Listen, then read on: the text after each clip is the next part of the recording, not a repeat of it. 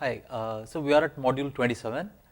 In this module I am going to talk about sequential circuits, and I will also introduce the notion of what is called a state machine. So we are going to look at synchronous sequential circuits. A synchronous sequential circuit is one in which you have flip flops and you have combinational logic. So you have a combination of both of these, and the combinational logic has its set of inputs, and you have a set of flip flops. So as a circuit, what you have is you have a set of what are called primary inputs. So the primary inputs are, so if you think of a chip as a black box, those are the inputs that go into the chip. So we will call them the primary inputs, and there is a set of outputs that is coming out of the chip, we will call them the primary outputs. So any module or block or chip that we design has inputs and outputs, and we have a set of flip flops, and we are going to call something a state. So a state of a system or a module or a block is defined as the set of values that the flip flops have at a particular point of time. So of course when we have many flip flops, we also have to name the flip flops. So we will assume that there is some implicit naming of the flip flops or numbering of the flip flops, and once we have that, each of the flip flops can take 0 or 1 as a value. So if I go and inspect the circuit at any point of time, I go and see what the values for various flip flops are, and I can report that this is at a state which is given by the vector of the values that the flip flops take. So clearly if I have n flip flops, then I will have 2 power n possible states that the flip flops can be in. So I can say that the system can be in 2 power n states then. So let us look at a basic sequential circuit. So I am going to call this the canonical sequential circuit, because this is the most complete form of a sequential circuit. So in a canonical sequential circuit, what you have is you have a set of flip flops which are called the state register. So we have a state register. So even though it is shown as one single box here, in reality it could be any number of flip flops. Let us assume that there are some number of flip flops here, and it is a register, which means it takes in a value and you can also tap it out in parallel. So you can give inputs in parallel to all the flip flops, and you can also tap out the values in parallel from all the flip flops. So you can go back and look at parallel in parallel out register just in case you want to refresh what the state register is. So it is just a basic register, it is a collection of flip flops, each one can take one input and it can give one output. The collection of these flip flops can all be accessed in one cycle. So you have a bunch of flip flops together, and we have two forms of combinational circuits. One circuit called the input forming logic, which is shown here, and one circuit called the output forming logic, which is shown here. So what the input forming logic does is, it takes the primary inputs and it takes the values from the state register. So the output of the state register and the current set of inputs, you take them and then it is sent through this input forming logic, or sometimes it is also called the next state logic. You have that, and you also have the output forming logic, in which the state register along with some signals from the input forming logic form the output forming logic. So let us see this circuit in its in all the glory that it has. So you have a state register, the state register's inputs we are going to call it the next state, and the outputs we are going to call it the current state. So at any point of time, right, so you have the current state, and the current state goes through the input forming logic. This is a combinational circuit, they will come and appear as next state. However, this next state will get registered, will go into the state register only when the clock comes in. So I am going to start from the point where the clock has already come in and there are stable values in a register. We will call that the state of a system, and once I have state of the system, I take the current state and the set of inputs. With the set of inputs and the current state, I can get what is called the next state, and the next state will come and be at the inputs of the state register. Until the next clock comes in, the values in the next state will not be copied to the current state. Remember, this one is a bus, it is not a single line, it is a bus, and similarly it is a collection of wires here. So, all these thick lines are actually multiple wires, and each flip flop is supposed to take its corresponding input and place it at the output. And you also have this circuit where you have the current state and the output forming logic which gives the outputs. So, the meaning of this line is that the inputs are also passed on to the output forming logic. So, this arrow and this line here means inputs are passed both to the input forming logic as well as to the output forming logic, and from there you get the outputs. So, this is the canonical sequential circuit. So, we will talk about various variations of these canonical circuits later, but as of now just remember that there is something called a state register which has n flip flops, there are 2 combinational blobs, the outputs come both from the input and the current state, and the next state is derived from the current state and the inputs, and such a machine model is called a Mealy machine model. So, it is named after a person, it is called a Mealy model. There is a small variation of this model which is called the Moore model. In the Moore model, what happens is you have the same input, you have input forming logic, state register and output forming logic. However, the connection from the inputs to the output forming logic is missing. So, in a Moore model, outputs of a circuit are a function of the current state only, it is not a function of the inputs. So, unlike the Mealy model which I have shown below, so I am showing it as a grayed out module. So, this is a Mealy model in the bottom. The Mealy model, if you notice, the inputs are going to the output, which means if I look at it from the primary outputs perspective, both the current inputs and the current state can control the outputs. However, in the Moore model, the primary outputs are controlled only by the current state. So, the current state dictates what the outputs are, it is not dependent on the current inputs. So, current inputs can only influence the state, and state in turn has to influence the output. There is no direct influence of inputs on the primary outputs. So, such a model is called the Moore model. So, these are 2 different models. We have already seen a few circuits, and some of these circuits actually fall under one or the other model. We can come back and look at that later. So, the first aspect of this video is going to be about analysis of sequential circuits. So, given a circuit, it is usually useful to find out what the circuit is doing, and this is a fundamental requirement from digital designers, and it is also a good skill to have, given a circuit what it does, rather than asking you to design a circuit to solve a particular problem. This is the other way around, we are analyzing what a circuit is doing. So, usually this analysis goes in 3 steps. The first step is you write a bunch of logic equations which determine the flip flop excitation and the sequential circuit. Basically what it means is, if you are given a circuit with flip flops in it, you have to first of all find out what the flip flops are. You should know the excitation table of the flip flops. If it is a D flip flop, you should know what it does, if it is a T flip flop, you should know what it does, and so on. And you should go and write the output logic equations using the flip flops excitation.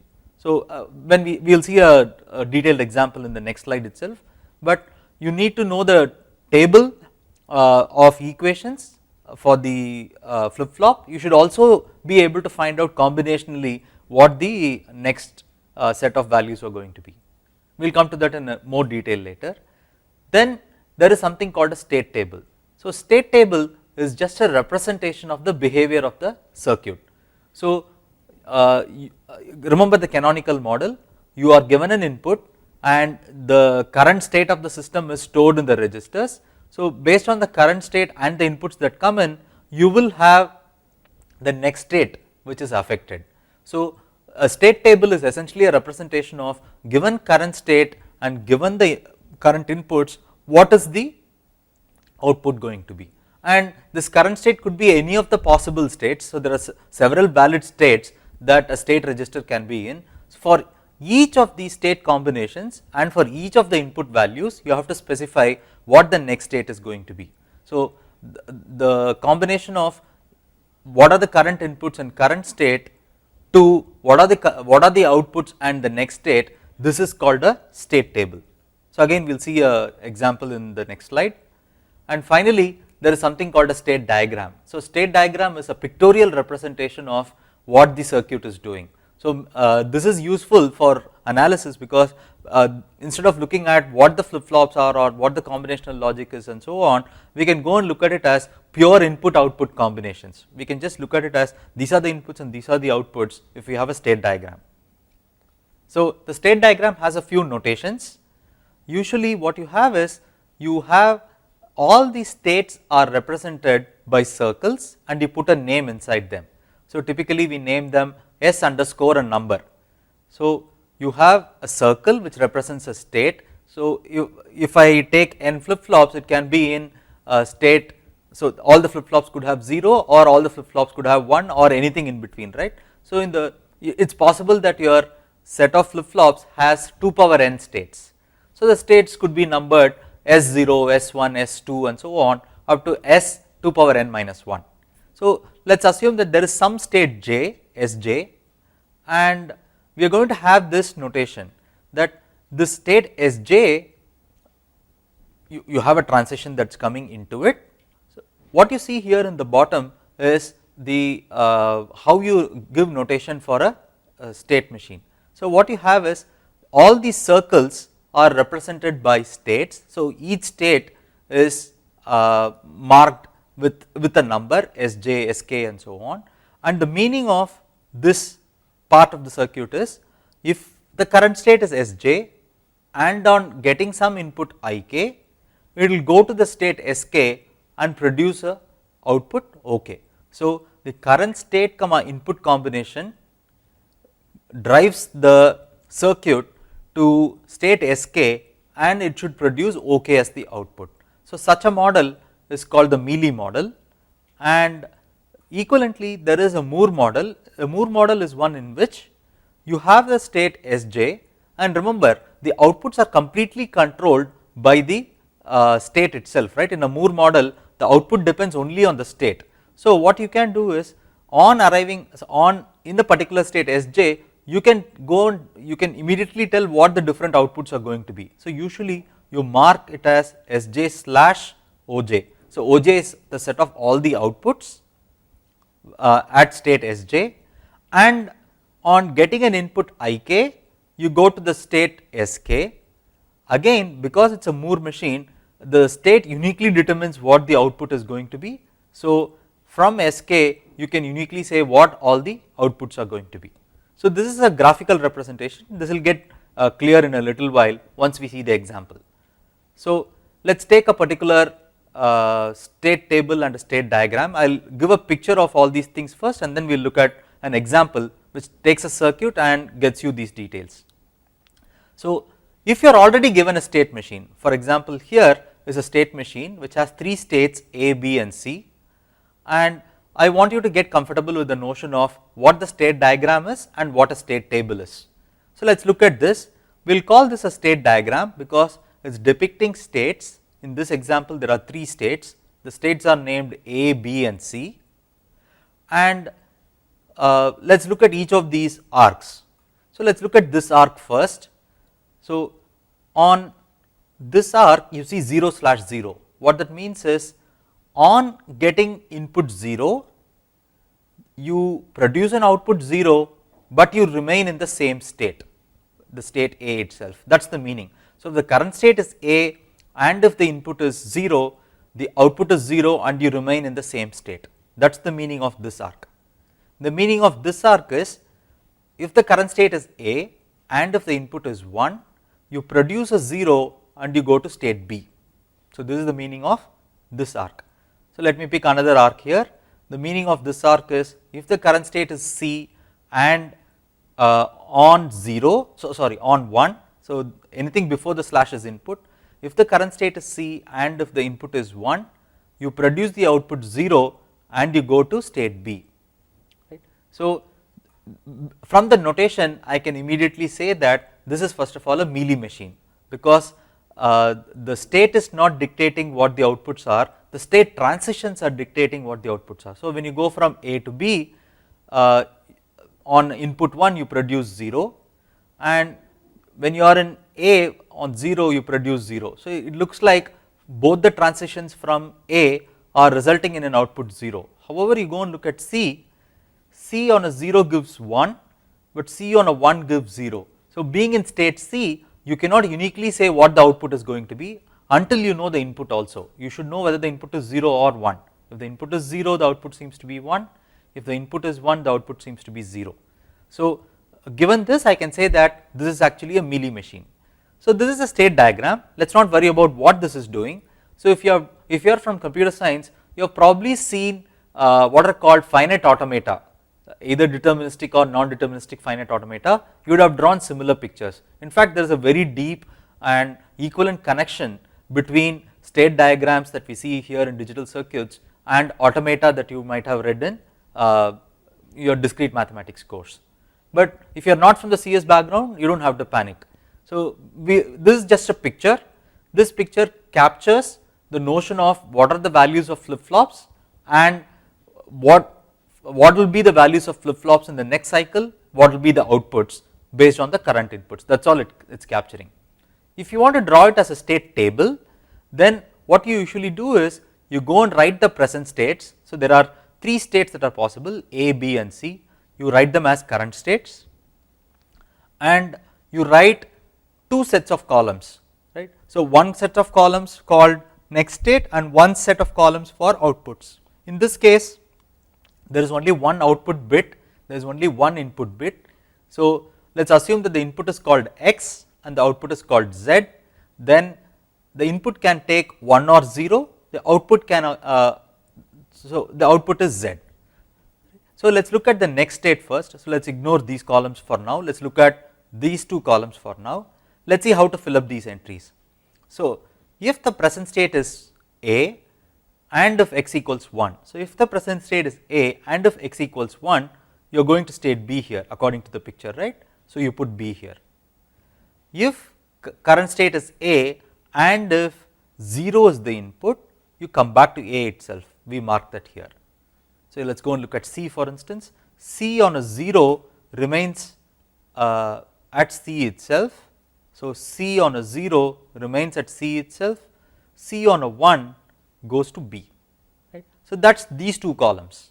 Similarly for the output, the current state and the input will determine the output, right. So A on a 1 gives 0, so A, current state A on input 1 gives a 0, current state 1 on input 0 also produces 0, that is because of this combination. So if you are in A and if the input is 0, you are producing 0 as the output, so that is here. Let us look at C for instance. So C on a 0 gives 1 as output, so C on a 0 gives 1 as output, C on a 1 gives 0 as output. So what these 2 are capturing are the next state comma output combination. The rows are listing the present state and these 2 columns are representing the other combinations which are the inputs. So this is one way of drawing the state table. Another way of drawing the state table is as follows. So you go and put all the input combinations. So the inputs could be 0 or 1. If the input is 0, the present states could be A, B or C. Similarly, when the input is 1, the present states could be A, B or C. This is listing all the combinations. If you look at it, it is looking at all the possible values of X into all the possible values of present state. So there are 2 possible values of X, 3 possible values of present state. There are 6 different rows. For these rows, you then go and mark the next state comma output. So this is another way of drawing the state table. So if you are given a state diagram, you should be able to draw a state table. If there are 2 inputs here, then this input combination instead of 0 and 1, you may have 0, 0, 0, 1, 1, 0 and 1, 1. So in general, if you have n inputs and if you have m states, then you will have 2 power n into m rows. And the number of columns, so in this case again there is only one output. If you have more outputs, you just keep adding columns. So if you have 2 outputs, you put Z1 and Z0 maybe, right. So that is the general way in which you will draw the state table given a state diagram. So we will look at only single input, single output circuits for some time before we go to the other circuits. So, now let us go and do analysis. I am giving you a circuit now. So, this circuit has 2 flip flops and there is some connection here, and I also tell you that these are D flip flops. I am asking you what the circuit is doing, right. If you want to analyze a circuit like this, now we will go through 3 steps. So, I mentioned this in the slide earlier, right. We will go through 3 steps. The first step that we are going to do is we are going to figure out what the flip flop is. What is the flip flop? So, I already mentioned that these are D flip flops. The second thing that, and the second part of the first bullet is we also have to find out what the equations are. So, now let us go and look at the D inputs for each one of them. There are 2 flip flops Q0 and Q1. Let us go and look at the D inputs. If I look at D0, D0 seems to be coming from Q bar of this flip flop. So, I can write D0 as Q0 bar, right. So, if you think about it, these are 2 flip flops. If this is my state register, then this input is coming in here directly. So, Q bar is coming in here directly, which means D0 is Q0 bar. So, it looks like this is part of the next state forming logic. If you take Q0, complement it and give it to D0, that will be your next state logic, right. So, from the current state and the inputs in this circuit, there does not seem to be any input. So, based on the current state, you are able to say what the next state is. So, Q0 bar is D0. Let us go and look at the functionality of D1. So, it takes Q1 and Q0 complement and it then takes Q0 and Q1 complement and it and OR it together. So, it is actually doing Q1 Q0 complement plus Q1 complement not Q0. So, this one is actually the function of XOR between Q1 and Q0. So, D1 is Q1 XOR Q0 and these two are the values for D0 and D1. So, there are no explicit outputs from the circuit, there are no explicit inputs to the circuit, there seems to be a clock and only the flip flops. So, in this case what we have is we have some next state logic and there is no output logic. So, this is why I gave you the canonical picture. So, in the canonical picture you have flip flops, you have combinational logic for the next state logic and you have combinational logic for the output forming logic. In this case the output forming logic is not there. So, it degenerates the canonical case to something else, but it is still a valid sequential circuit because we still have flip flops in them. Now, let us do the second step. From here, if I want to write the state diagram and state table, so let us first write down the characteristic table of the D flip flop. We have already written that equations. The characteristic table is on rising edge of clock, when D is 0, Q will be 0, and on rising edge of clock if D is 1, Q is 1, we already have that. Now, let us go and write the state table. Right. So, we know that there are no inputs and we know that there are no outputs. So, these 2 columns can be ignored, but I have given here and I have marked it empty to say that there is nothing to do here. Then I have Q1 and Q0 which are the present states and I want to see what the flip flop inputs are going to be. They are D1 and D0, right. So, let us ignore this column for a while now. You have D1 and D0. So, based on Q1 and Q0, there are 4 possible combinations of Q1 Q0, right. So, Q1 Q0 is could both be 0, 0, 1, 1, 0 and 1, 1. Let us plug in these values to get the D0 and D1. So, D0 must be Q0 bar. So, if you look at this column, it will be the complement of this column. So, this is 0, 1, 0, 1. So, D0 will be 1, 0, 1, 0 and D1 is Q1 Q0 complement plus Q1 complement not Q0 or the XOR of these 2. So, you take the XOR of these 2. So, that will give you the vector 0, 1, 1, 0.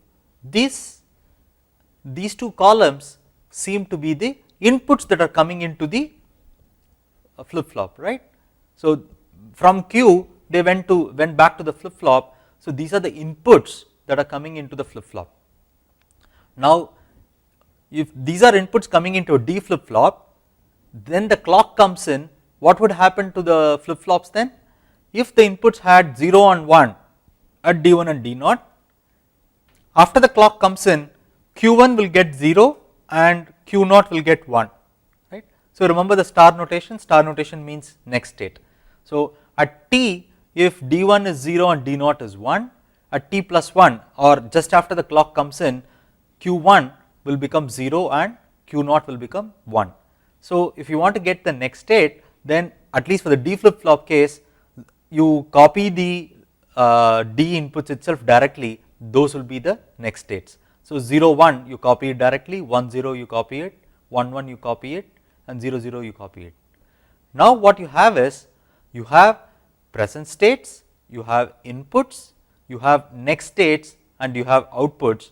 You do not need the flip flops excitation table, we do not need this one anymore, because this flip flop we got the equations, from there we got the states. So, we do not need these two columns anymore. Now, let us go and look at input comma present state to output comma next state combination. In this example, there are no inputs and there are no outputs. So, there is just a present state to next state transition. So, let us look at the state diagram. If the present state is 0 0, right. So, Q1 Q0 are two different flip flops, and if they take the value 0 0, I am going to mark that using this blue circle and I am going to call this state 0 0, right. I am giving a name to it, state 0 0. So, state 0 0, what happens is if you are in state 0 0 and when you get a clock pulse, you are supposed to go to the next state, and what is the next state you are going to go to? The next state that you are going to go to is on these two columns, you go to 0 1. So, because that is what we have derived so far. So, this 0 1 is the next state. Then let us go and look at 0 1. If 0 1 is the present state, that is this row, we go to 1 0, which is the next state. So, we mark that, and if you are in 1 0 as the present state, we go to 1 1 as the next state, and if you are in 1 1 as the present state, we go to 0 0 as the next state.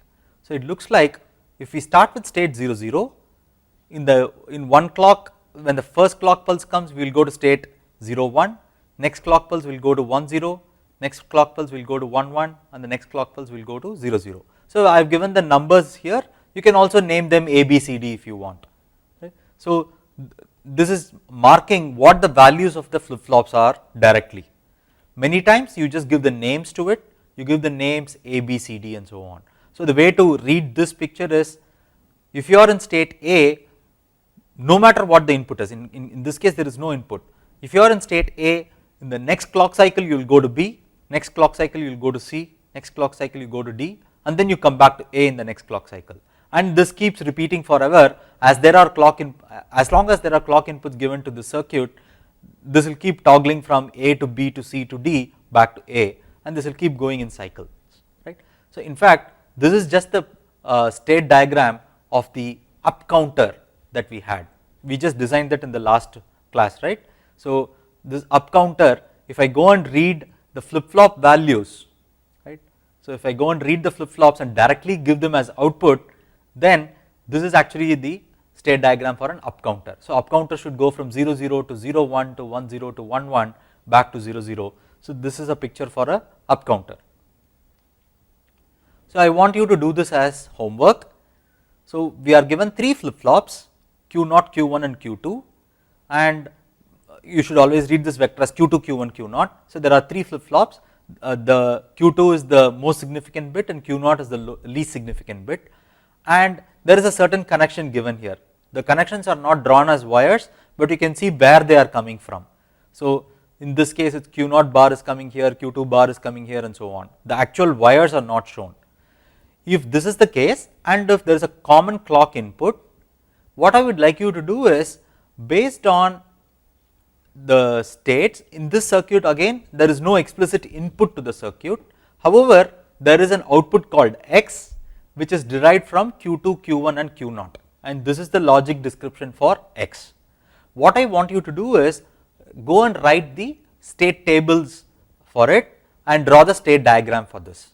So, in this state diagram you will not have an input at all, you will only have a state transition which marks if you are in a current state, what will be the state that you go to in the next clock cycle, and what will be the output that you will produce. You will not have a input combination. So in the state diagram that I showed earlier, I said current state comma input combination will give output comma next state, right. So in this case there is no input. So let us look at a picture here. What we usually have in a state machine is, if we have state Sj on input Ik, it produces output Ok and goes to state K, right. So this is the picture that I showed for a Mealy machine or the canonical machine. For this example, what you would have is something like this. So on state Sj, you will go to Sk producing OK, and the inputs do not matter. There is no input to the circuit explicitly, right. In this picture also you can see that, and this OK is actually just a single bit X. So what I want you to do is draw a table of this form. So let us see what you should be drawing. So I want you to draw a table like this. If the current inputs are Q2, Q1, Q0, and you should figure out how many combinations are there. So this is for the current state. You should tell me what the next state will be, which means you should give me Q2 star, Q1 star, Q0 star, you should give me that, and you should also tell me what X is going to be, right. So you fill up for various combinations here, you tell me what these entries are going to be. Go and write this down. So this is going to be part of your quiz also, it is going to be a quiz question also. So let us move on to a few different kinds of problems. So one of the things that we do with sequential circuits is we can there are two different kinds of state machines. A state machine is essentially, you have a set of flip flops, you have the current state, you have the next state, you have inputs and outputs, and such state machines can be used to do two different kinds of things. One, it can actually do what is called detection, right. So let us take a specific problem. I want to detect two consecutive ones, that is the problem description. Let us see the problem description in more detail. So your circuit is supposed to take a single input W, and this input is coming in one bit at a time, right. There is only one bit that is given to you at a time, but there is a series of inputs that is coming in, and this may be a never ending series, and all changes must occur in the positive edge of the clock. I am giving that to you as a constraint, and what I want to do is, when the inputs are coming in, I want to detect if there are two consecutive ones in the circuit, so in the inputs. So the circuit should detect if there are two consecutive ones, output must be 1, output Z must be 1 if for two immediately preceding cycles the input W was 1. Right. So you go and look at the current cycle, you go and look at the previous cycle, if both of them have 1 as the input, then the output should go to 1, otherwise it should remain at 0. So this is the problem description. I will give you a small example here. So let us assume that I have given you something for 11 clock cycles, it could be never ending, so there could be more clock cycles later, and I have given you inputs for 11 clock cycles from T0 to T10. So they are given as W, and we are getting it as 0, 1, 0, 1, 1, 0, 1, 1, 1, 0, 0 and so on. The output Z is defined as, it should be 1 if the current input is 1 and in the preceding clock cycle the input was 1. So let us go and look at the series here. The current input is 1, but the preceding input is not 1, so the output is 0 here. The current input is 1, the preceding input was not 1, so the output is 0 here. The current input is 1, the preceding input is 1, so the output is 1 here. So wherever you see a 1-1 combination, you will get a 1. This output is also 1 because at T8 the input is 1, at T7 also the input is 1. So the preceding two cycles, so the preceding cycle and this cycle, you should have 1, that is the description that we are asking. So this cycle and the preceding cycle, we want them to be 1, so we have that here. So in all the other places we have a 0. So let us say this is the problem that we have at hand, and I want you to design a circuit for this. So one way to do this is as follows. So, let us look at the picture here. So, I am in module 27 and slide 10. Right. So, what I am going to do is, first of all the inputs are coming in one bit at a time.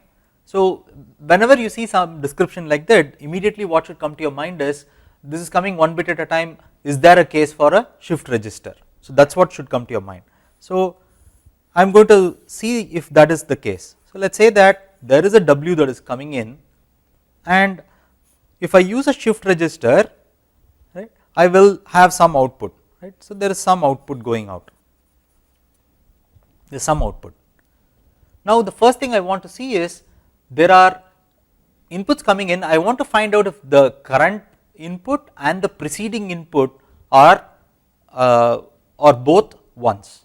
So, if I want to do that, then if I put it into a 2-bit shift register, so when the input comes in one clock cycle it comes here, in the next clock cycle it comes here. So, if I want to find out something in 2 consecutive clock cycles, then I can look at a 2-bit shift register. So, W is coming in as input, let me call this R0 and this R1. If I put it into a 2-bit shift register, in this case it is a left shift register, and this will go as R0 and R1, right. So, if I keep giving inputs to it, then so the sequence I gave was 0, 1, 0, 1, 1 and so on, I gave this as the sequence. So, initially 0 will get here, then 0 will move here and 1 will come here, then so let us write it down at so let us assume that at t naught, right, or let us say t minus 1, both of them are initialized to 0, then at t naught I am getting 0 as input. So, what would happen is, this 0 gets shifted here and this 0 gets shifted here. So, you will have 0 0. At t1, if I give 1 as an input, this 1 gets shifted to R0 and this 0 gets shifted here and so on, right. Now, since I used a 2-bit shift register, so let me see how to solve the problem that we have at hand. So, we had W as the input and there was some output that is coming out, that is 1-bit output that is coming out. If I take these 2 bits and I AND it together, what do you get from this? If both of these are 1, then the AND gate will give an output of 1. So, what this is capturing is, if there is any 2 consecutive cycles at which the inputs are both 1, so if there are 2 consecutive cycles where it was 1, if the input was 1, it will eventually appear in the shift register as 2 1s, right. So, at some point if W is 1 1, then at some point R1 and R0 will both become 1. When R1 and R0 are both 1, the AND gate will have an output of 1. This is what we asked in the problem. So, if I call this my output Z, then this circuit is actually capturing the problem at hand. So, the problem at hand was, if there are 2 1s in the inputs consecutively, then the output must be a 1, and this is detecting the case where there are 2 consecutive 1s. So, this is a fairly simple example. Let us make it slightly more complicated. So, in this problem, as before, we have a single input bit W, we want all the changes to occur in the positive edge of the clock. So, we want the shift register essentially to be a positive edge triggered register, and now the output Z must be 1 if for 2 consecutive cycles the input had either 1 in both cycles or 0 in both cycles. So, let us look at this one. So, here you have 1 in 2 consecutive cycles, so the output is 1. At this point you have 2 1s in consecutive cycles, the output is 1. At T8, T7 and T8 are both 1, the output is 1. At T10, both the inputs are 0, the output is 1. Let us say I want to take this problem and solve it, then again it is only a minor extension to what we did earlier. So, again I will draw the picture now. So, we are at slide 11. As before, I will give it to a 2-bit register, and I am now going to give it to a right shift register just for the heck of it. no particular reason, right.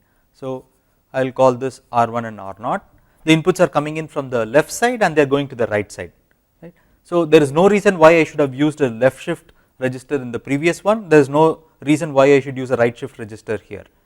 So, I am using it arbitrarily. Now, what I want is, if the combination is either 0 0 here or 1 1 here, I want the output to be 1, otherwise the output must be 0.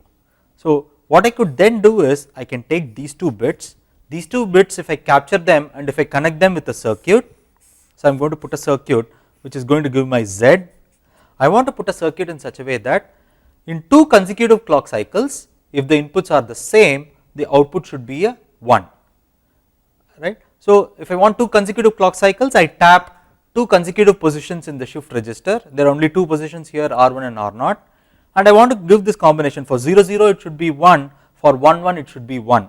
So, to do that, if I put an XNOR gate,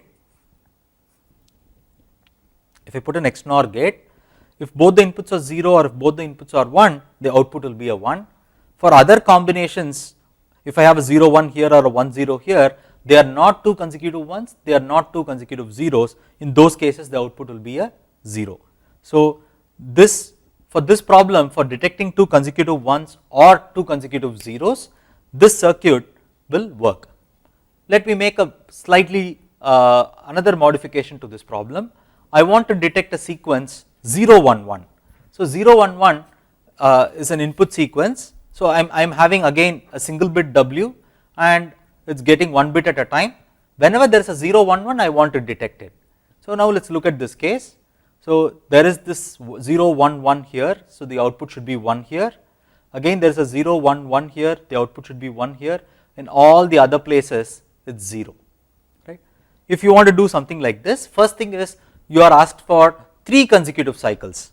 If you want to get 3 consecutive cycles, then the first thing you have to think about is how many flip flops do you want to remember 3 consecutive cycles. So, can you do it with just 1 flip flop or 2 flip flops? So, the answer is no, you cannot remember 3 values, you are asking for 3 values in the consecutive cycles, right. How can you do it with only 1 flip flop or 2 flip flops? You have to remember 3 of them, right. So, as before, I am going to use a 3-bit shift register. So, earlier I used a 2-bit shift register, now I am going to use a 3-bit shift register. I assume that the inputs are coming in from the right side and the shift register is giving the output on the left side. So, at some point, if I want 0 1 1 to be detected, so the input is coming like this, let us say something like this, and the clock pulse is like this. The clock pulse is something periodic, right. So, you are looking at what the values of input are at different points of clock. So, the inputs are coming in 1 bit at a time, I want to detect if there is an output of 0 1 1. If I want to do that, then I want this to be 0, I want this to be a 1 and this to be a 1. So, I take those combinations, give it to an AND gate. When will this AND gate give a 1? This AND gate will give a 1 only when this bit is 0, this bit is 1 and this bit is 1, right, which means at some point of time the input sequence you should have had 0 followed by a 1 followed by a 1, only in that case the output will become the AND gate will fire a 1 and this I can drive to my X. So, if I give W as input, then we get Z as output, and what we have is a fairly simple circuit in which you get this whole thing running. So, all these are sequential circuits, right. What we have is, this is actually this is like the the sequential circuit that I showed earlier, except that there are a few issues here. It is not like a canonical sequential circuit because you are taking in the inputs are fed to the flip flops, which is okay, right. There is some logic connecting one flip flop to the other and so on. The output is a function only of the current states. So, this is actually a Moore machine, right. The current input does not influence the output directly, the current input gets into the register and the register drives the output. So, this is a Moore machine. So, it is slightly degenerate case of the canonical model that I showed earlier. Now we saw 3 different examples. We saw a sequence a detection of 1 1, we saw a sequence detection either 0 0 or 1 1, and now we are able to detect 0 1 1. So now you can go and make up your own examples, detect 1 0 1, detect 1 0 1 1 or whatever, and you try and come up with a circuit on your own. So the first thing you will notice is, for a problem like this, it seems to be trivial to come up with designs like this. So I want you to get a handle of such a model, right. So the key thing here is, when we did this, right, there is a certain state of the system, and this certain state of the system is actually changing the way things are working. So there is a certain state, and the state keeps changing, right. So what I would like you to do is go and draw a state machine for the detect 1 1 problem. So this is the circuit that I gave, right. So I said the input is coming in from one side, and for detect 1 1 I said this is the circuit, right. What I would like you to do is go and draw the state table as well as the state draw the state table and the state diagram for this particular circuit. Once you get a handle of this, go and try doing it for the 0 1 1 problem also, the circuit that I gave for the 0 1 1 problem. Go and write the state table and the state diagram for it. So this will get you into the habit of drawing state tables, state diagrams and so on. And so once you do this, slowly we will start connecting how these state machines were built. For these problems the state machine was easy to build, but we are going to see more complicated examples in the next week, where coming up with such a circuit is not going to be easy. We need a more methodical and a structural very systematic way of approaching that problem. It cannot be something that we can think about and come up in a relatively quick manner. So we will see such problems where coming up with a circuit is not easy. We need a mechanism where we actually start with the state diagram and then come up with the tables and then come up with the circuit, rather than the other way around. So in the next week, what we are going to see is, we are going to see what is called the synthesis problem. Right now I asked for analysis, given a state diagram or given a circuit, give me the state diagram and so on, right. So given a circuit like this, give me the state diagram is the analysis problem. The synthesis problem is the other way around. Given a state diagram, or give the state table and the circuit, or given a state table, draw the state diagram and give the circuit which realizes that and so on, that is called the synthesis problem, and we will see the synthesis problem in the next class. So what this does is, this brings me to the end of week 5 related to all the circuit videos. There is one more video that I am going to record, which is on Verilog.